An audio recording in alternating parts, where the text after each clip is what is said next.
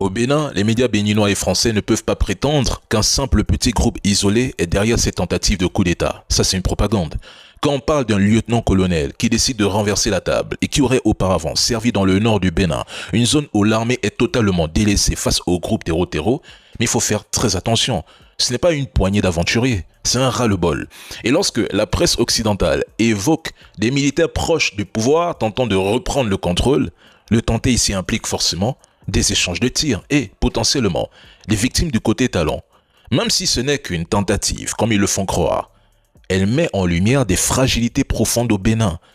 Le pays révèle les premiers signes du déclin d'un système arrivé en bout de souffle.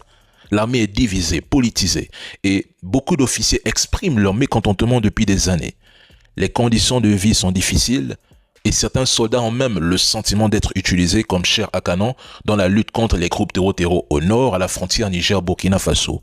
Le simple fait que des militaires aient pu prendre la télévision nationale d'un pays pendant plusieurs heures montre une faille majeure dans la chaîne de commandement et surtout une forme de colère au sein de certaines troupes.